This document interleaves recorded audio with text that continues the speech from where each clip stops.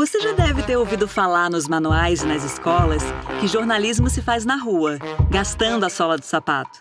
Também já ouviu falar que a definição de notícia é quando um homem morde um cachorro e não o contrário. Só que no século XXI as coisas mudaram um pouco. Democracia continua sendo democracia. Mentira continua a ser mentira. Mas hoje, os homens descobriram 1000 maneiras diferentes de morder os cachorros, achando que ninguém vai perceber. Acontece que os jornalistas também inventaram 1000 novas maneiras de gastar a sola do sapato. Hoje em dia, exploramos as ruas com ferramentas digitais inovadoras, fazendo reportagem investigativa, edição, colaboração, dados, checagem, divulgação científica, entrevistas, infografia, fotografia, documentários, vídeos, podcasts, newsletters. Fazendo do jornalismo digital brasileiro uma das principais forças contra as injustiças, o negacionismo e o autoritarismo em nosso país.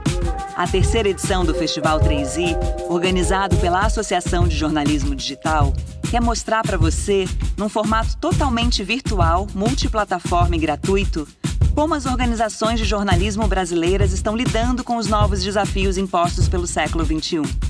Venha debater e refletir com a gente sobre novos caminhos e oportunidades no jornalismo. Festival 3i, inovador, inspirador e independente.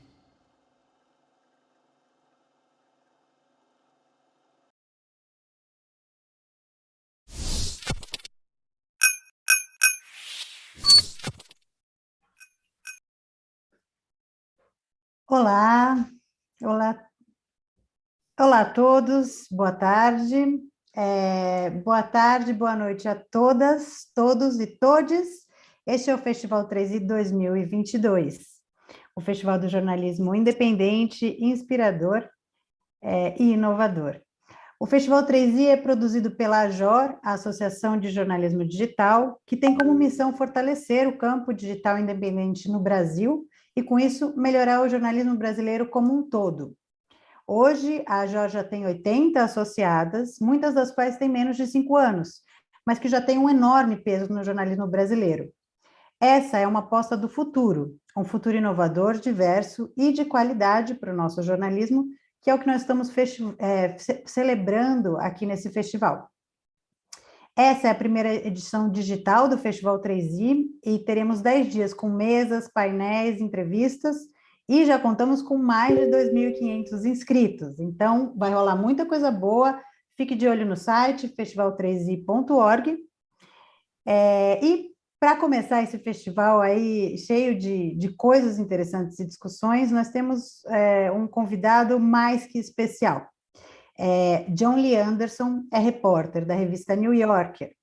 Como jornalista, ele cobriu guerras, incluindo no Afeganistão, Iraque, Líbano, Síria, Somália, Sudão, Líbia, Libéria, Angola, Sri Lanka e também aqui no nosso continente, né, em El Salvador, Guatemala e Nicarágua. Jon Lee é um profundo conhecedor da América Latina, o continente que ele cobre há mais de 30 anos, e escreveu também perfis de figuras fundamentais do nosso continente, como Fidel Castro, Che Guevara, Hugo Chávez e Augusto Pinochet. Alguns dos seus livros incluem, e eu recomendo todos, um deles é Che Guevara, Uma Vida Revolucionária, A Queda de Bagdá, e outro é Guerrilhas, Crônicas de um Mundo Insurgente. Nós vamos falar hoje com o Jon Lee sobre a Ucrânia, sobre os Estados Unidos, sobre o Brasil, sobre jornalismo digital, e você também pode enviar suas perguntas pelo chat que a gente vai selecionar aqui para o final da apresentação. Além de tudo, o Jon entende português, e eu vou fazer as perguntas para ele em português, e ele vai responder em inglês. Se você quiser uma tradução simultânea, ativa aí a tradução, quer dizer, é um canal específico que vai ter a tradução simultânea das respostas do Jon. Jon Lee, é um tremendo prazer ter você aqui com a gente, abrindo o Festival 3i 2022, e eu vou começar fazendo uma pergunta, retomando uma fala que você fez quando você esteve em São Paulo em 2016 para o Festival da revista Piauí, que é uma das associadas da JOR, e naquela conversa você falou que nunca houve, isso em 2016, nunca houve uma época boa para ser jornalista, mas talvez aquela época seja pior, né, 2016, as montanhas estão desabando, mas ao mesmo tempo tem muita coisa nova nascendo. E a minha primeira pergunta é assim, hoje, 6 anos depois, queria saber se você ainda tem essa mesma impressão das montanhas desabando em volta do jornalismo, ou se você acha que essas mudanças para o digital já estão construindo um cenário novo, se você já consegue ver um pouquinho uma luz no fim do túnel. Thanks, Natalia. Bueno, encantado de estar contigo acá. Thank you. I'm really delighted to be here with everybody at the 3i conference. So thank you. I hope, I hope it comes across okay with the translation. I'm sure it will. What I remember saying at the PIE conference in 2016 was that it's never been a good time to be a journalist. It's like a cliche. Whenever you start out in journalism, unless you're born with a silver spoon in your mouth and you're from, a good family and go to the best colleges where you then become the editor of the magazines and of the TV channels. I think we all know about that. For the rest of us, it's never a good time. It's never been well paid. It's never been well respected enough, I should say. And in some countries, you're really treated badly. And so, in a way, the digital revolution, that's now what we're 20 years in, I guess, maybe in terms of iPhones and podcasts, we're only a few years in, 10 years, 5 years, this kind of thing.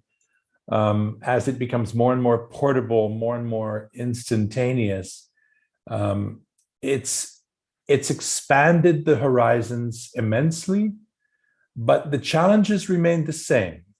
The challenge remains, as a reporter, as a journalist, how to communicate with the public. What is the best way to communicate with the public? And not only that, to convince them that what you're doing is the right thing, something they can believe in. So in a way, the methodology doesn't matter. When I was starting out, you had television, you had radio, and you had print. And in the print was literally physical, it was on paper. Now, a few people, especially young people, read on paper, and that's okay. It's a different delivery system. But we still have to use language, and language is the essence here. It's not really about the delivery systems, it's about the language we use. Language is the means with which humans communicate ideas and inspire others, or also terrorize others.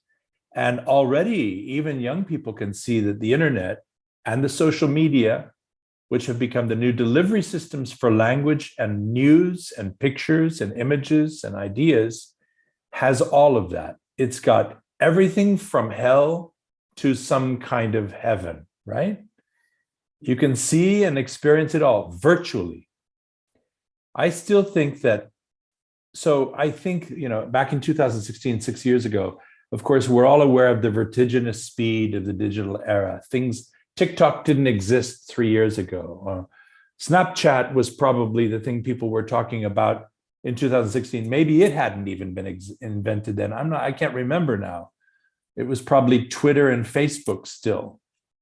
But now people's notions of what, back then I remember everyone was uncritical of Facebook. Now there's a lot of criticism of Facebook. There's an awareness that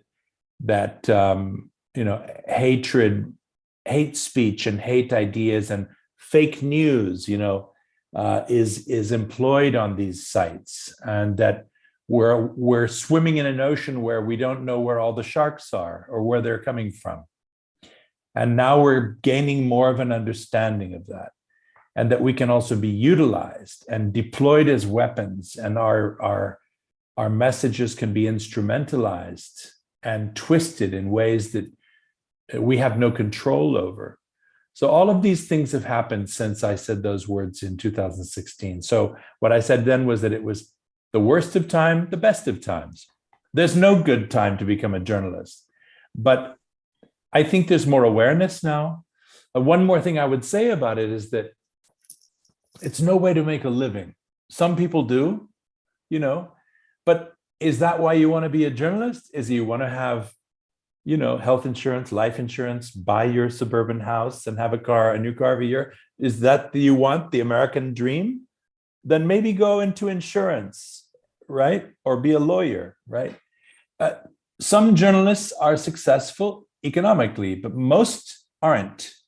I'm okay now, but for most of my earlier years as a journalist, as there's a great saying in Cuba, una mano delante, otra atrás. It means that instead of clothes, you have to hide your nakedness with your hands. Uma mão na frente e outra atrás. Mas só para complementar, John, uma coisa que eu sinto um pouco no debate hoje em dia sobre jornalismo digital, ou muitas pessoas são muito pessimistas, ou seja, criticam muito as fake news, a desinformação, etc., ou são muito otimistas.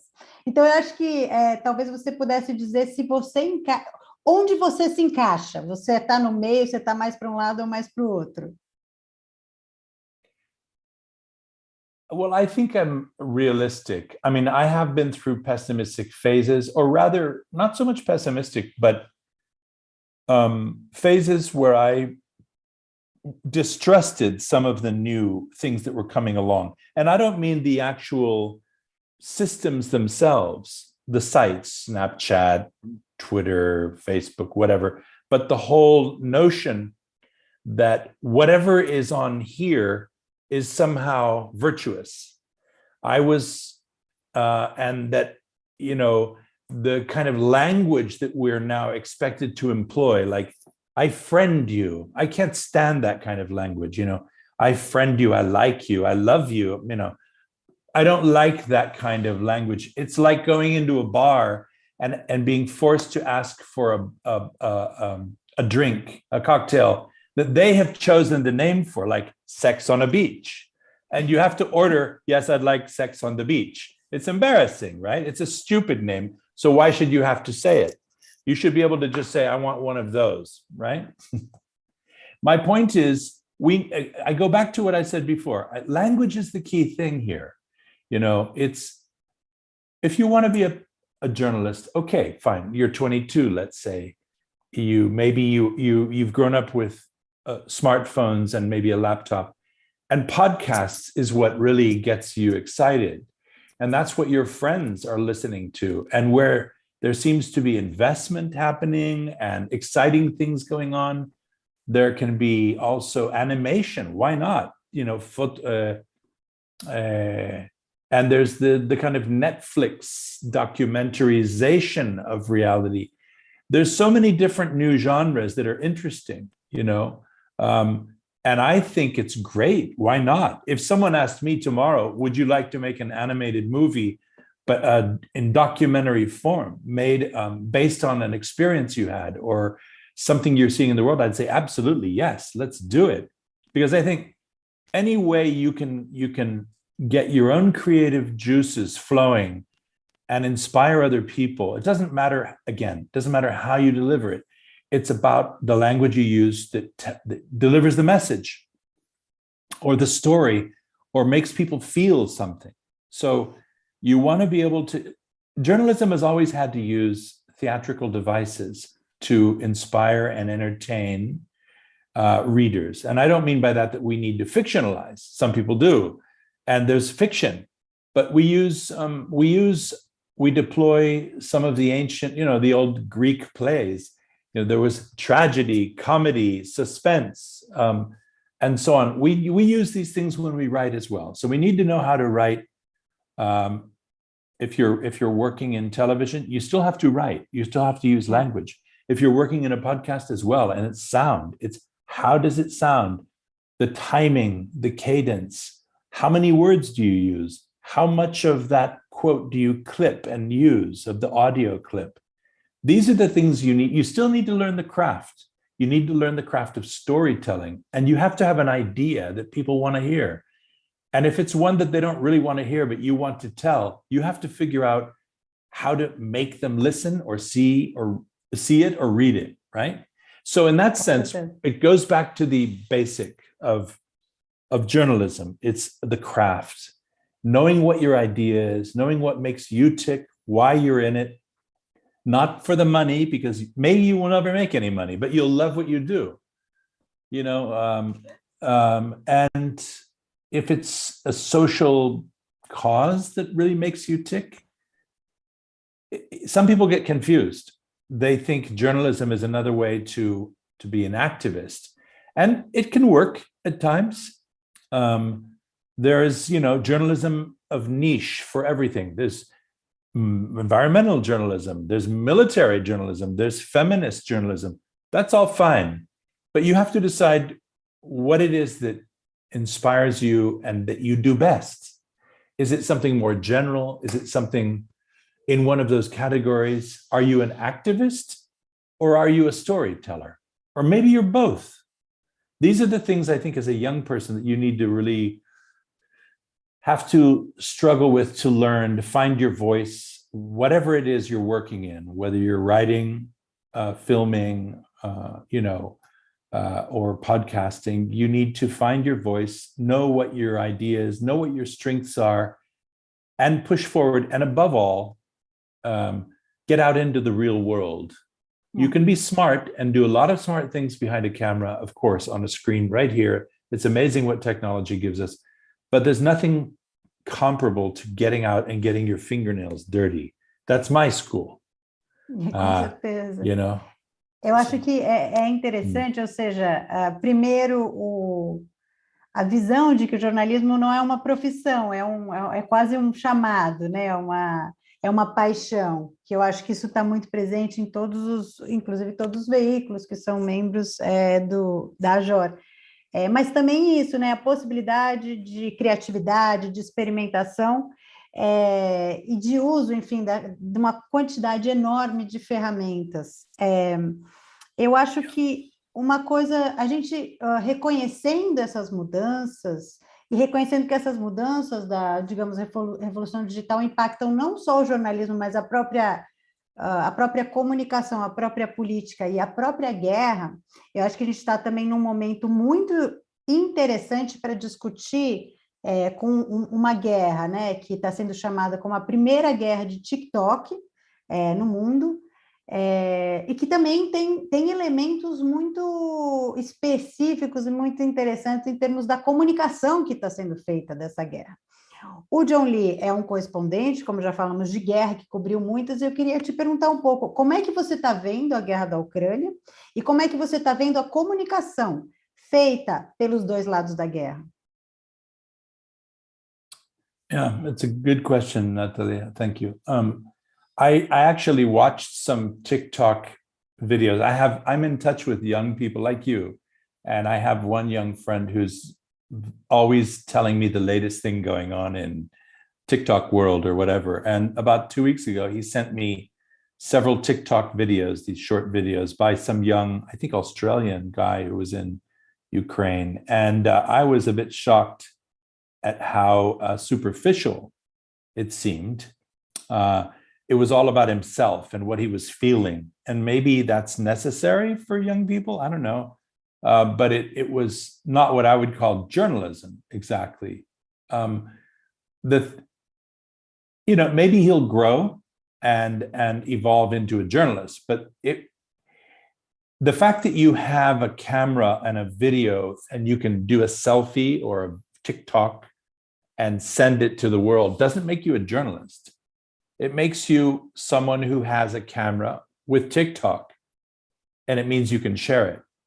And I think maybe, and I say this without any desire to censor people who want to share their feelings and their ideas, but it reminds me watching those TikTok videos and your question reminds me that about maybe 15 years ago when blogging started, remember? Yeah.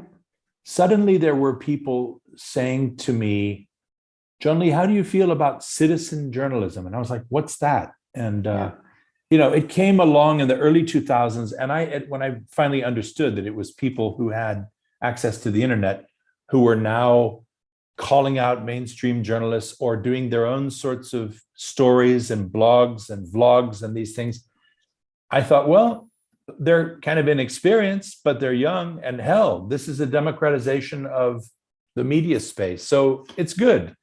But later, I became more critical because there was...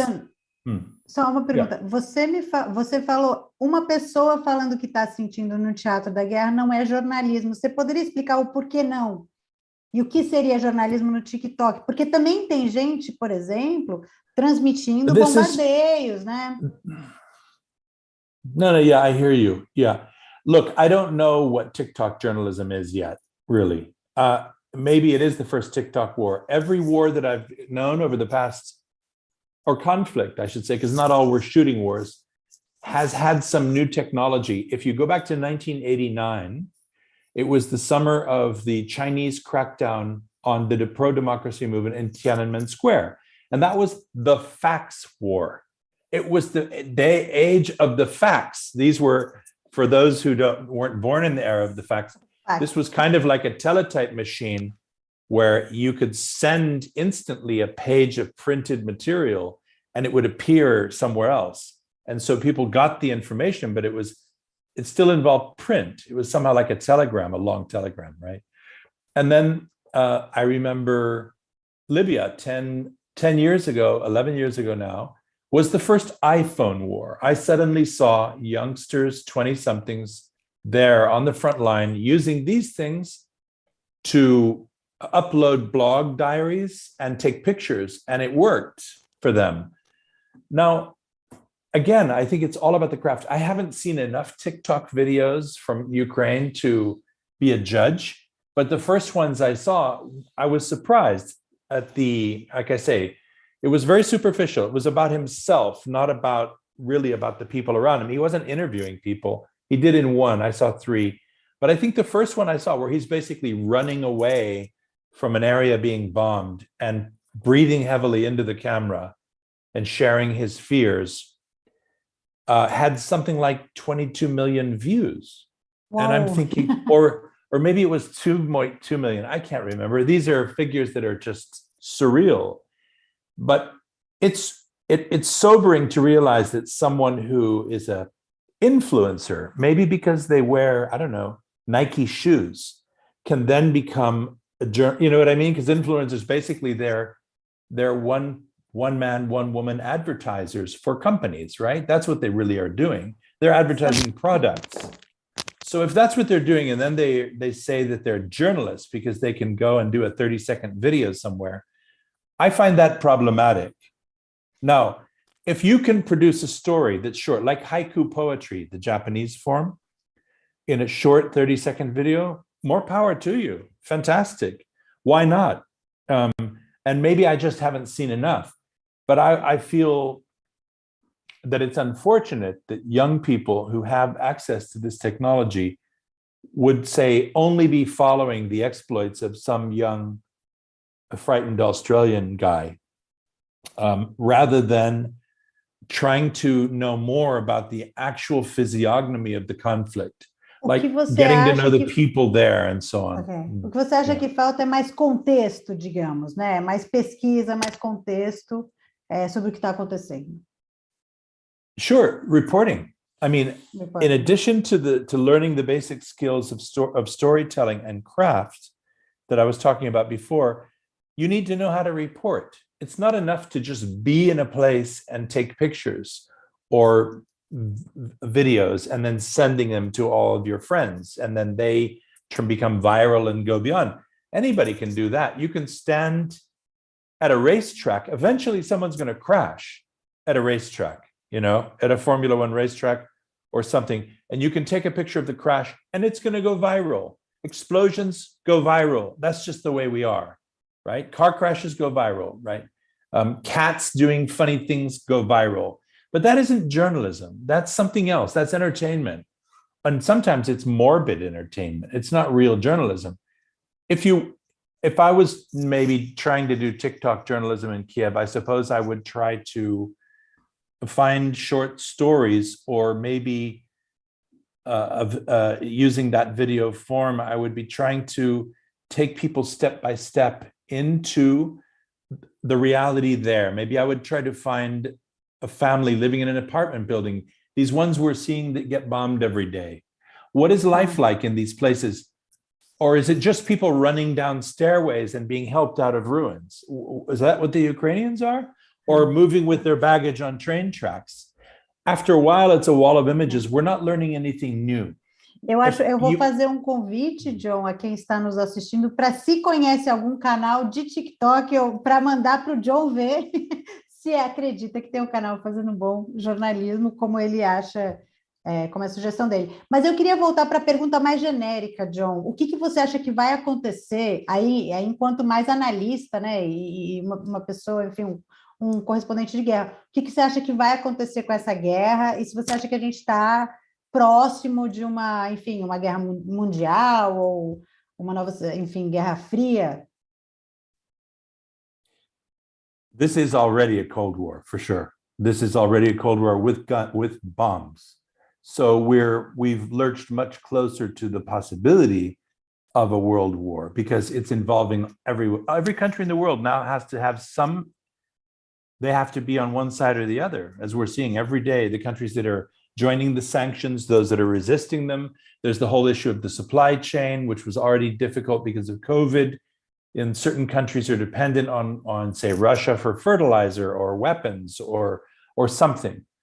And so it's already global.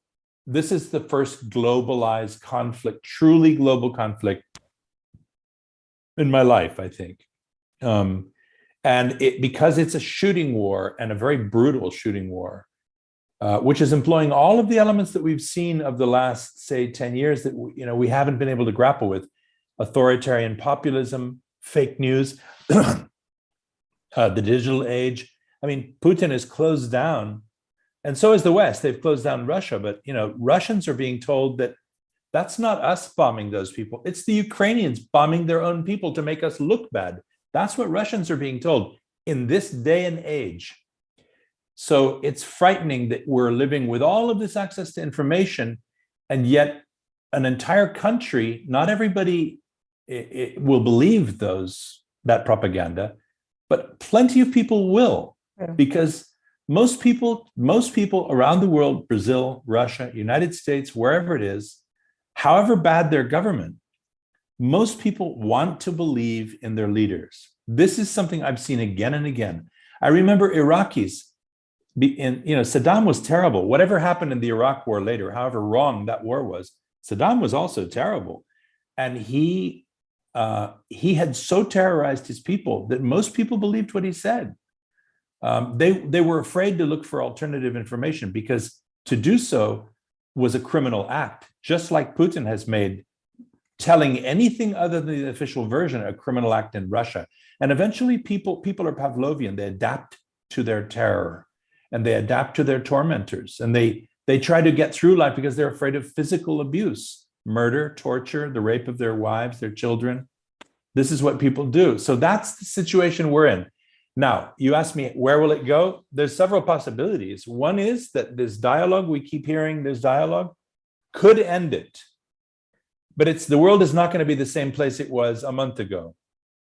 It's going to be a worse place, and we will remain on the border of more conflicts to come. Until Putin is dead and gone, I'm afraid, I think the possibility of an armed conflict in other countries involving Russia, it remains very real. As long as that happens, because Russia has 4,500 nuclear warheads, it is a serious problem. It is a serious problem. That's why the US and its allies, the NATO countries, aren't fighting inside Ukraine, because it would immediately escalate to World War III and the possible global destruction. So Ukraine, sadly, is at the moment, it's a country that's now increasingly going to be sacrificed in the first proxy conflict, open, naked, blatant proxy conflict of the new Cold War, if we want to call it something. It's more than a Cold War, really. This is much worse than a Cold War. It's much closer to a world war without yet being one. You have countries now quickly aligning themselves, upping their military budgets. You're going to see an arms race. Europe will be divided in a way it was before the Berlin Wall came back down. This is terrible. What's happening is terrible. Things like that we were all so concerned about before. inequality, social inequality, gender inequality, the climate change, the environment. These are things that will now become secondary as each country decides where it is in this new global conflict. So unless our leaders find a way to unwind it and bring it back down, we're in for not a good time. E você não acredita muito na capacidade de wind down, na capacidade de amainar, né, o conflito? It depends on a number of variables now. Clearly, Russia and China, the leaders of Russia and China, made a calculation based on the optics, to use a modern term, of the global strategic chessboard following the disastrous withdrawal from Afghanistan, the endless wars, and really the failure of those wars by the United States and its allies, and NATO, by the way, in Afghanistan and Iraq. They clearly made a calculation that the US, as still the strongest country in the world, was weak after Trump, seriously weak and in turmoil domestically, and therefore that this was the right moment to strike. At the moment, much depends on what China does, because Russia, although it seems to be, it will destroy Ukraine, and it may then succeed. Russia only knows total war. Putin only knows total war. He doesn't care. He has nothing to gain by being nice now. So he will continue to bomb apartment buildings and kill, he'll kill tens of thousands of civilians before this is over if he's not stopped. That's just what he does. And that's the only kind of war the Russians know how to do.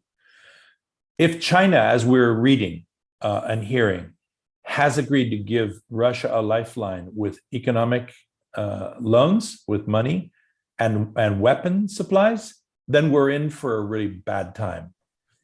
Because it means that now we have two global powers that have decided that this is the time to face off with the free world, with the democratic world and the US, and that will inevitably take us closer and closer to a real global conflict.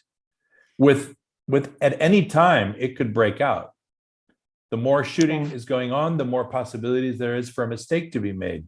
Someone fires off a missile, someone there thinks it's a nuclear missile, and they fire theirs, and there you go. So we're much closer now to that. I'm not saying it will happen, but there's a good chance it will. And before the Ukraine invasion, how many of us felt comfortable about the leadership in the world? Oh, yeah. Exatamente. None of us have felt very comfortable with the political leaders in the world. So, por tempo, Vamos a ver. Isso é exatamente um assunto que eu queria também tratar. A gente, na verdade, eu queria lembrar que se você tem perguntas para o Jon, pode colocar no chat, a gente vai passar para as perguntas daqui a pouco. Temos apenas uma hora, mas o que eu queria falar, Jon, é justamente sobre a nossa desconfiança das lideranças e, muito especificamente, a democracia americana. Você estava falando que o China e Rússia viram que os Estados Unidos estão num momento de fragilidade, e eu queria perguntar para você o que você acha, ou seja, a derrota do Trump, que era um presidente populista, autoritário e etc., se ela significou ou não o fim dessa ameaça à democracia americana. A democracia americana está salva ou não? Sadly not, because as we saw what happened on January 6th, 2 weeks before Biden was inaugurated president, almost 2 months after he won the election, you saw Trump denying that victory, lying about the fact that he had won, questioning the American electoral system, thereby weakening America's institutions and democracies, further polarizing Americans, until it finally led to this mob attack on the Capitol on January 6th. And in the months and over a year since then, we've seen how the Republican Party, one of the main parties in the country, a lot of the people in it have sided with Trump in denying that anything even happened that day. It's almost as bad as the kind of propaganda we're seeing come out of Putin's Russia. This idea that, no, it didn't happen, or it was just some excited people. 5 people died that day in the Capitol, So meanwhile, the legal processes have gone on, and there's more and more chance that more and more people are gradually being indicted, arrested, and there's a lot of evidence. But it never seems to quite catch up with the public perception that democracy has been weakened. And a lot of us and many people still feel that Trump could get back into power. And because he was in power, it's difficult to say that he won't. So, and I know that in Brazil, you have a similar issue. Bolsonaro is a very similar figure to Trump and copied him very much. And we all are worried that he may try to do something like Trump did on January 6th in Brazil. So we live in, these are uncertain times for democracy and for its institutions. And in the countries where those institutions are weak, we have seen how an autocrat, a populist, can take over the system.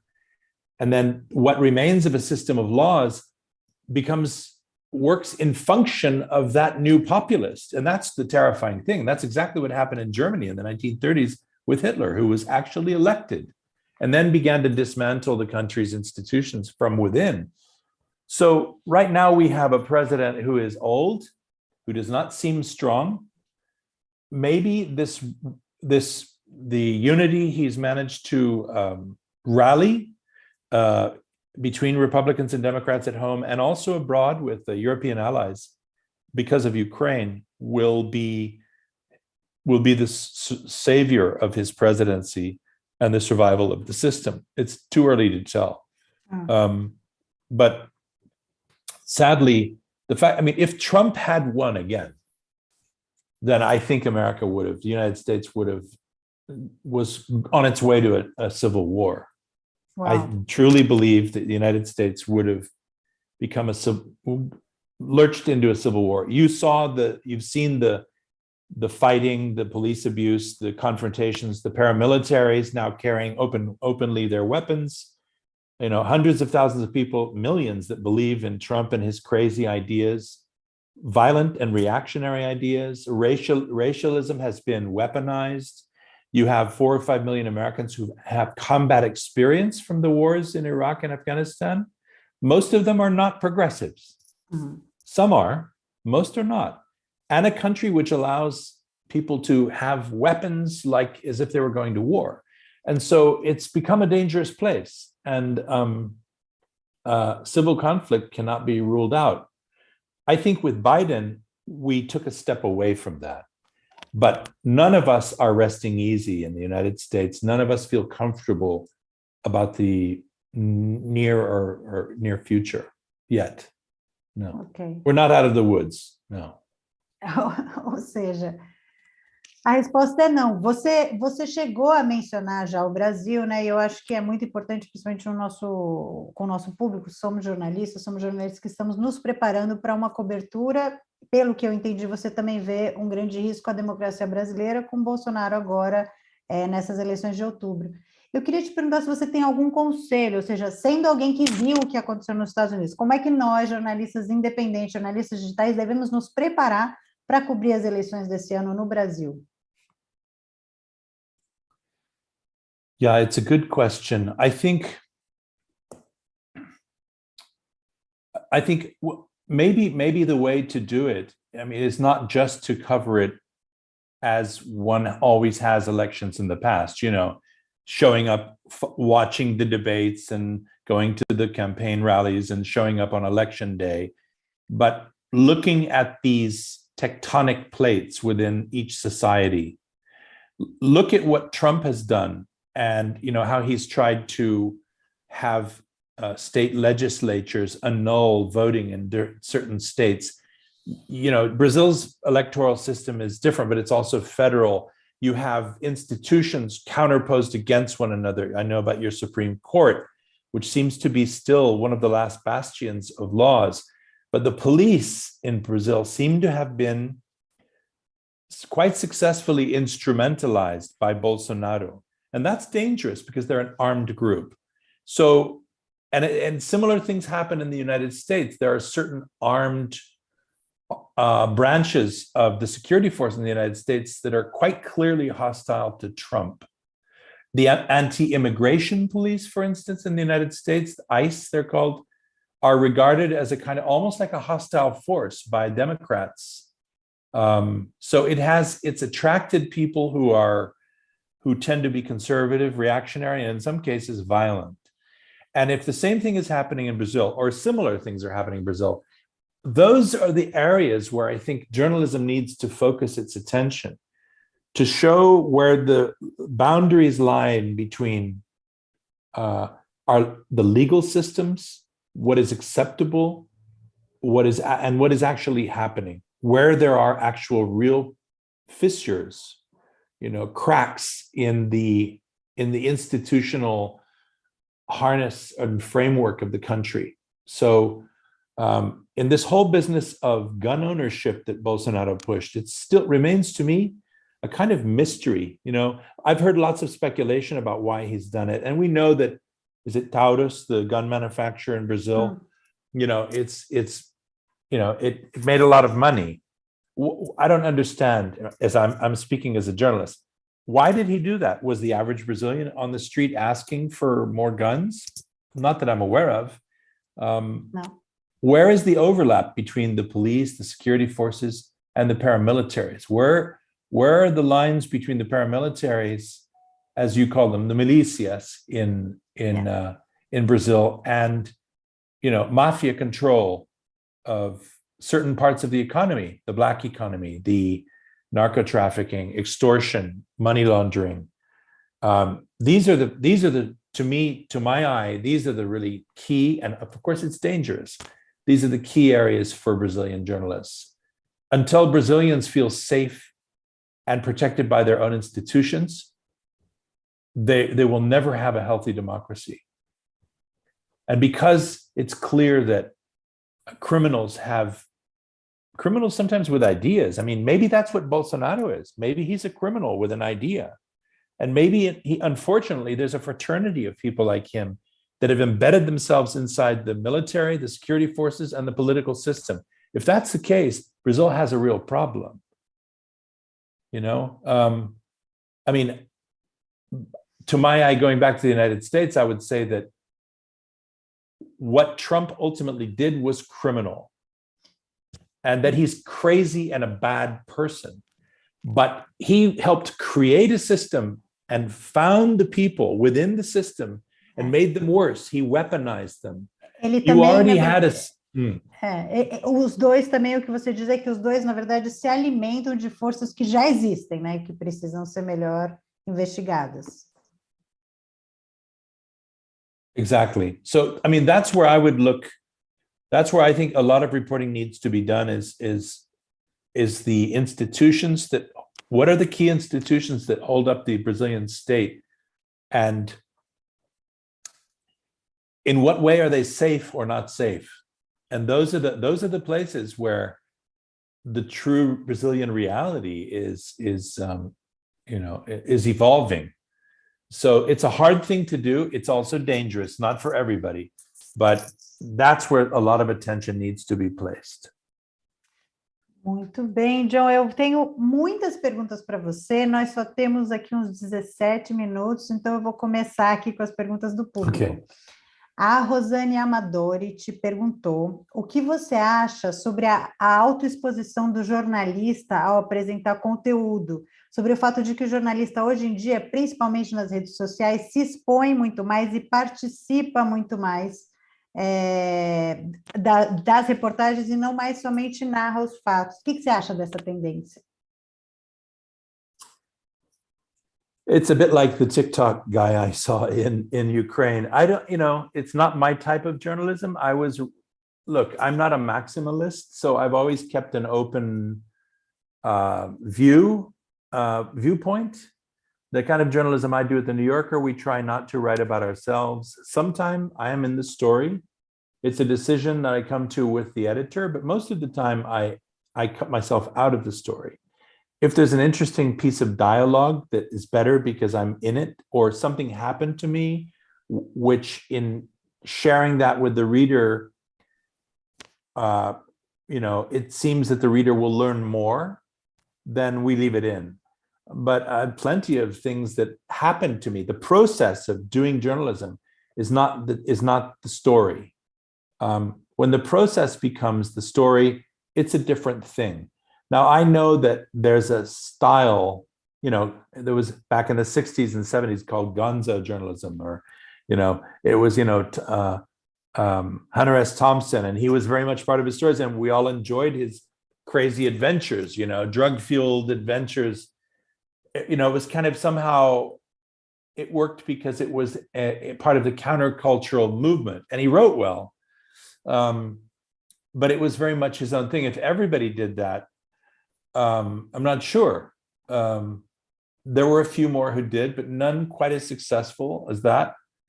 I think there's a place for everything, really, is what I'm trying to say. And then I guess when Vice came along, 15 years ago, and we suddenly saw young people in Liberia or in Iraq, and they were very much part of the story. I understood why that appealed to young people. I did. I got it. I do. And I know some of the young Vice journalists. But I think that has its limits as well. It's like watching travel programs on television. Usually there's someone who presents it. And the channels are always trying to find someone young and attractive or diverse who can take us somewhere new. And that's fun. It's fun to watch that person go around and experience it for us. I think there's a place for it. And like I say, I don't think the old lines that were laid down when it was just print, television, and radio, and hell, 70 years ago, 60 years ago, just print and radio, are as quite as applicable today, So I've seen even in the New York Times, there are certain journalists that are more present in their stories. A handful, and some of them are doing videos and podcasts as well as print. So I think there's something for everybody. I think the big major media is also trying to find a way to remain engaged and to be attractive to younger and different audiences. And again, I think that's fine. But I think there is a place for the kind of journalism that it's not about the process. It's not about getting the story. It's about what you see around you. But like I say, I'm not a maximalist. I have a colleague at the New Yorker who always cuts herself out of every single story. She never appears. And so it reads very much almost like a kind of movie script. I usually appear at some point in my stories. You have to work really hard to cut yourself out.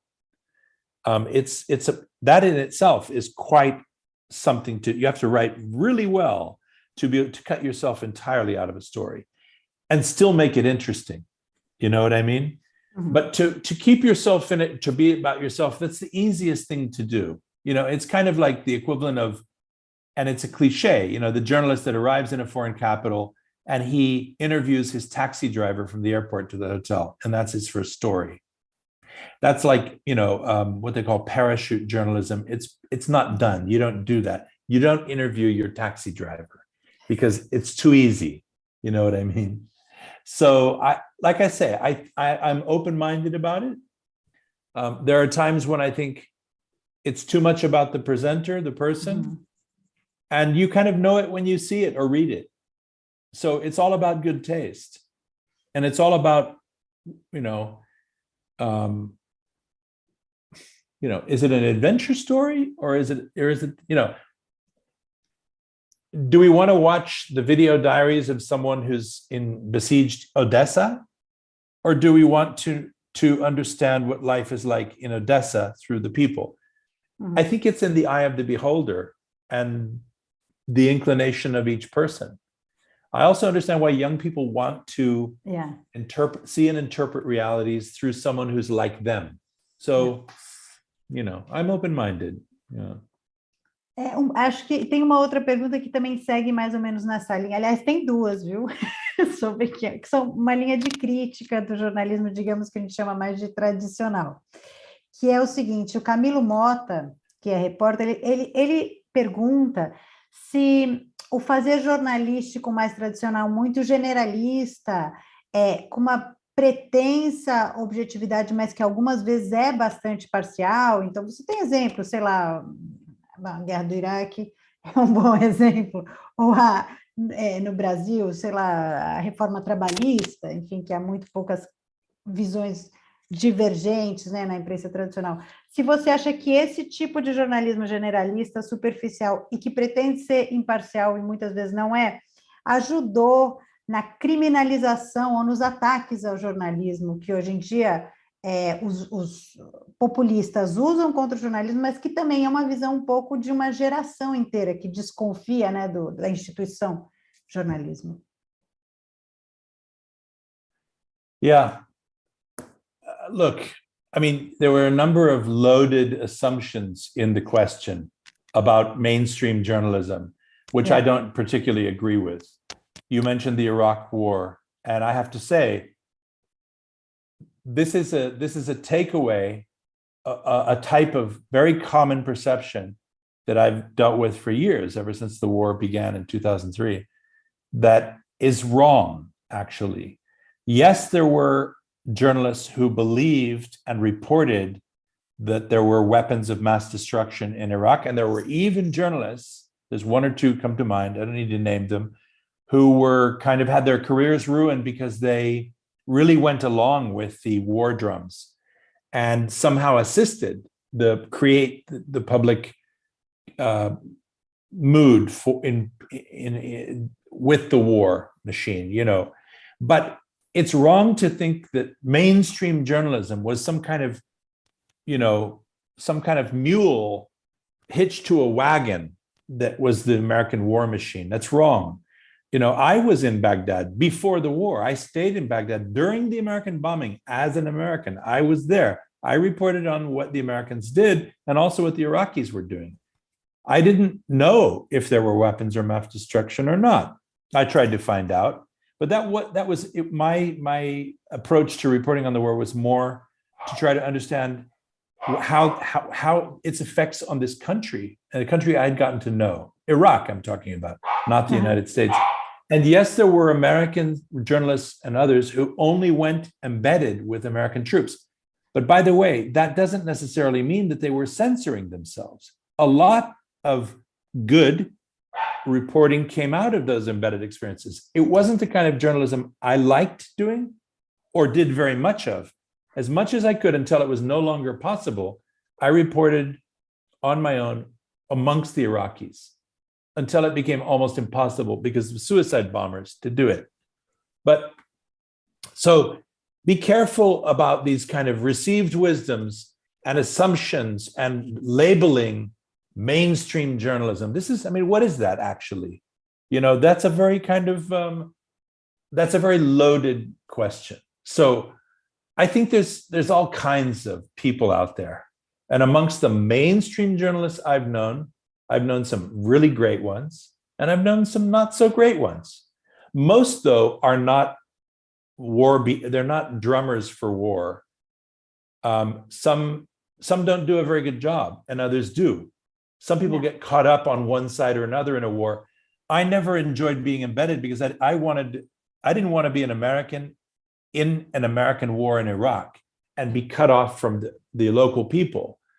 I knew those countries as an American moving around amongst them before. So I had more of a sense of them and their culture. And I thought it was very important to keep that alive and report on it. But everybody has different experiences. Yeah. Deixa eu só explicar. A questão é que fui eu que coloquei, não foi o Camilo que fez a pergunta, mas a pergunta é se você acredita que houve erros da própria imprensa mais tradicional que levaram, que de alguma maneira colaboraram. Definitely there were mistakes made. And I think it happens every time there is a big event.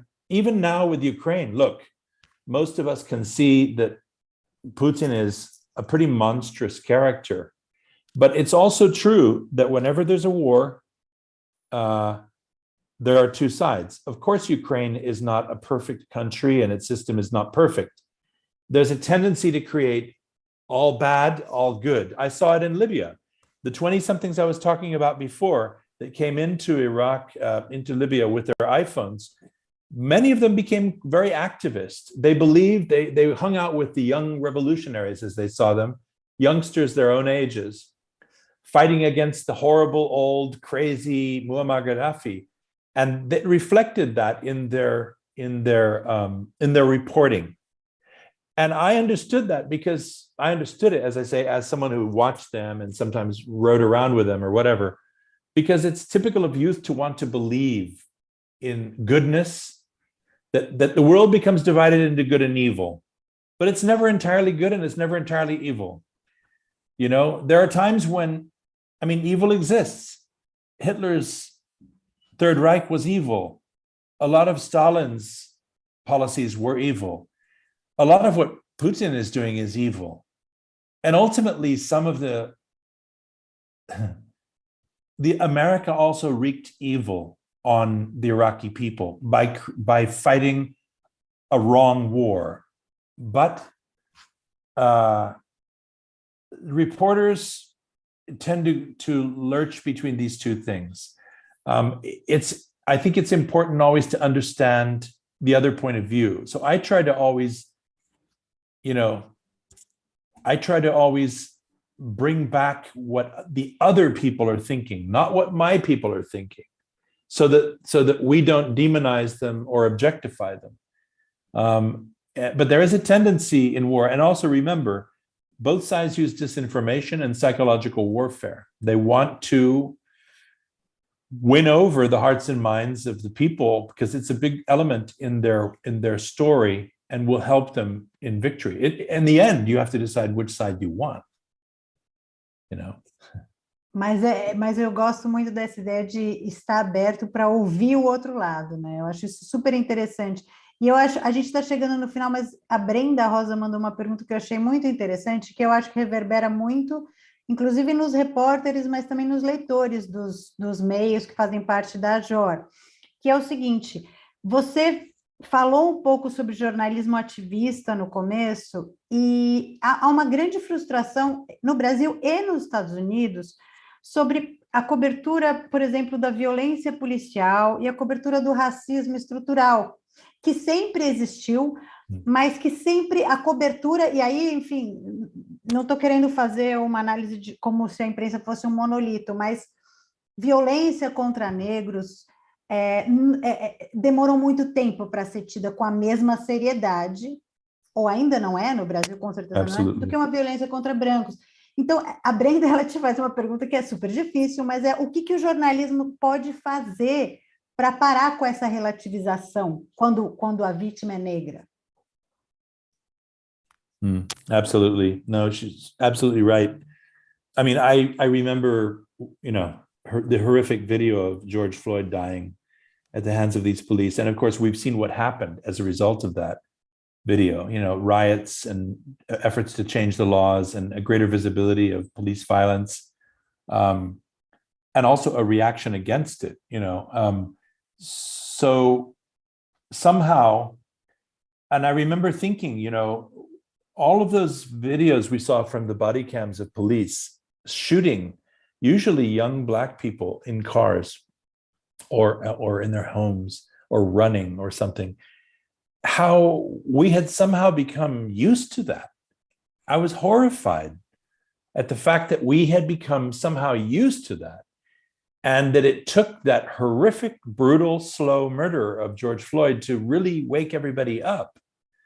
And it made you think, my God, this is what the Black community were going through.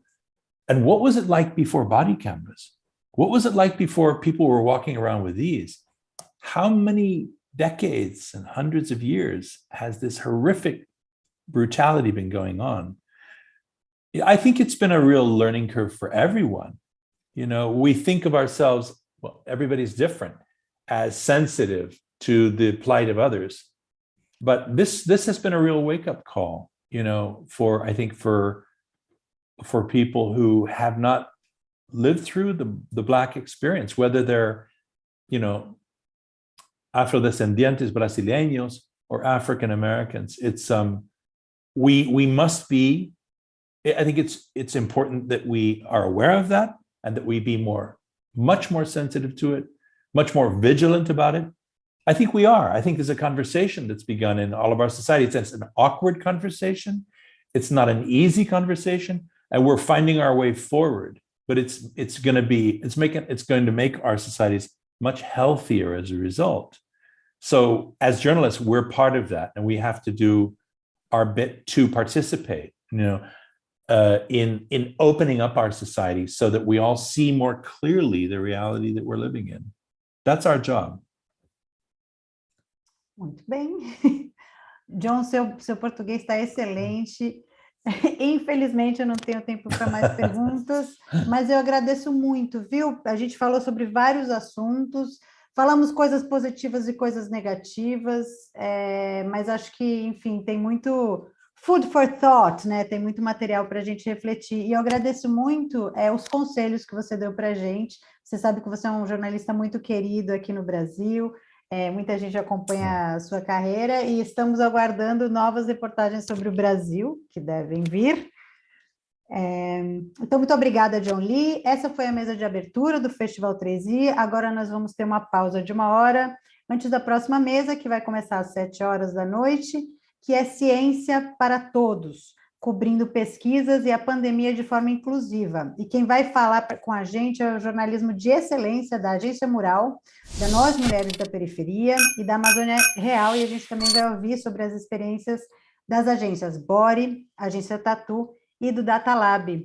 Obrigada de novo, Jon, obrigada a todo mundo que assistiu. Prazer. I love being with you. Thanks a lot. Good luck, everyone. And felicidades for the CI conference.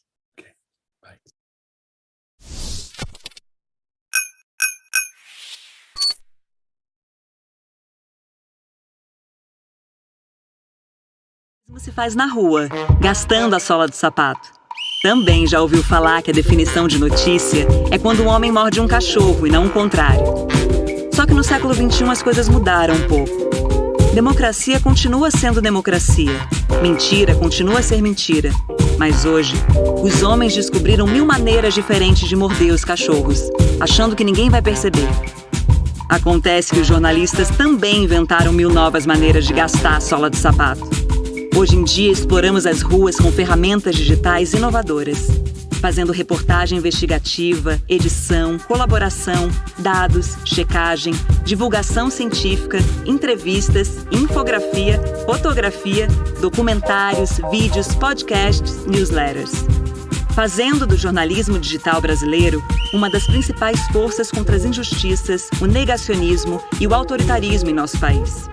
A 3ª edição do Festival 3i, organizado pela Associação de Jornalismo Digital, quer mostrar para você, num formato totalmente virtual, multiplataforma e gratuito, como as organizações de jornalismo brasileiras estão lidando com os novos desafios impostos pelo século XXI. Venha debater e refletir com a gente sobre novos caminhos e oportunidades no jornalismo. Festival 3i, inovador, inspirador e independente.